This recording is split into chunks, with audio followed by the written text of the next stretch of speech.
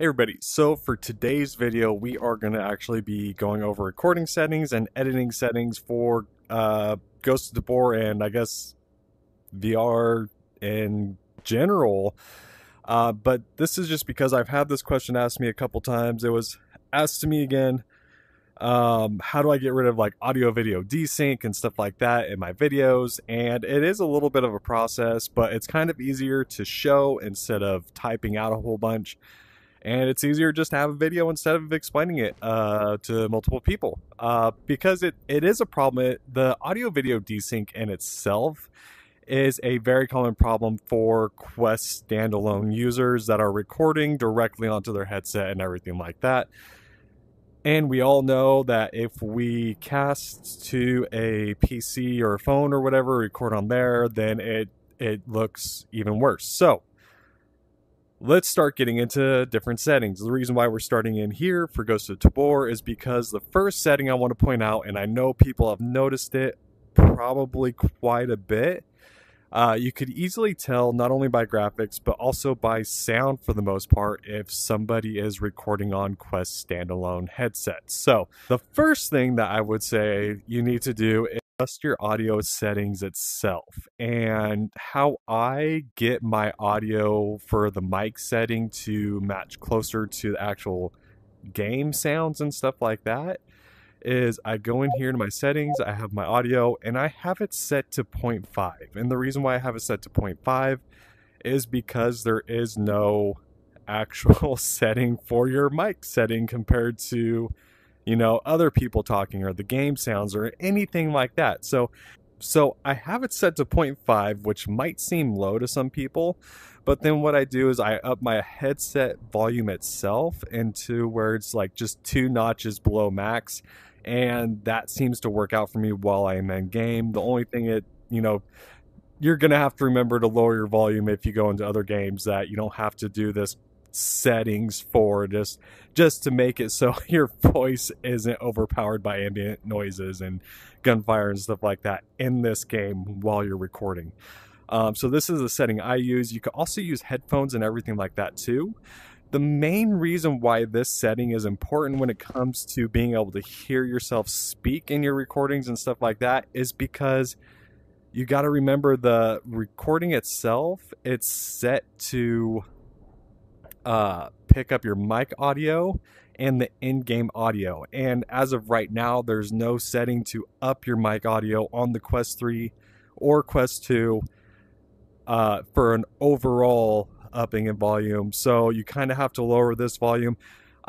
If you are finding that it's too quiet still, but you really want to record and get your voice heard more, you can always also just go and get headphones to use. So the second thing I wanted to talk about is actual recording settings too. So if we go here and we go into the camera settings, I mean, you could choose what eye you want to record at.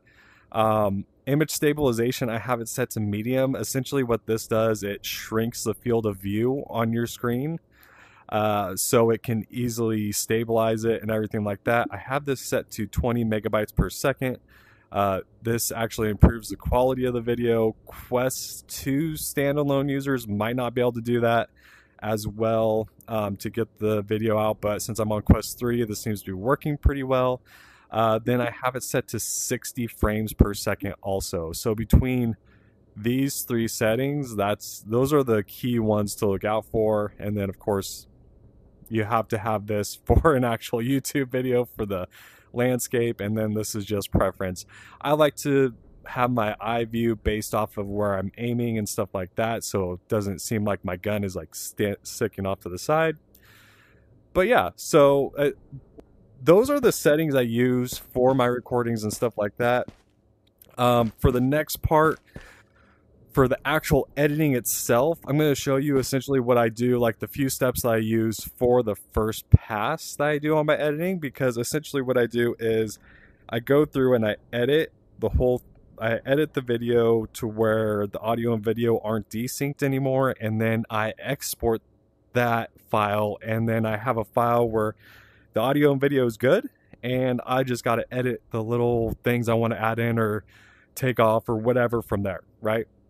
That way you're not doing a whole bunch of edits on one thing, and I'll show you what I mean when we get into that. So now we'll, I guess, transition over to that because I'm gonna have to actually go on my laptop to show the editing for it. And before I go over there, though, I do want to say it's not a fancy laptop. It's a refurbished laptop that I bought, and even on there, like, I can't switch the graphics for the editing to HD. I have to use standard because it's not a powerful enough laptop to edit in HD. So yeah, there's that. So if you're thinking, oh, I don't have the best computer or anything like that, that's kind of what, that's what I'm working with right now until I actually buy a gaming PC. And then on top of that, like, I use Canva for my thumbnails, I use CapCut for the video editing, and I record on the Quest 3 standalone. And to get the video files from my Quest 3 to my laptop, all I do is a USB to USB-C, and I transfer them that way. So yeah. Okay, well, this is going to be my second attempt at this because when I went to full screen on the video right here, it didn't exactly work because it went black. I don't know why, but we'll go through. So I was able to hear the sound on that part, but what I do essentially, I go through, I have my audio video file, this is the first pass to it. I go here, I up the volume to 10 decibels to kind of make it to where it seems well and everything like that. That's what I do on the first pass. Then the second pass, I up the audio video track or the audio track by 4. But by that second pass on there, I have everything lined up really well. Let me find, this should be out of sync. So you see where you hear the sound, then you see the gun's reaction to it. And usually I would start back near the beginning of the video, but I'll go here.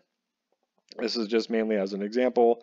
So the first one I find, once it's out of sync, I go there. I take this, I make it a little bit bigger. That way I could make sure I get the right one. I'll adjust it by, I would say, about 30 frames per second because I'm at 60 frames per second right now. So that 1615, I'll make it 1645-ish right there. I go back. And now it's aligned. But yeah, that's what I do. I make that 60 frames per second. I start aligning by extracting the audio from the video right here, extract audio.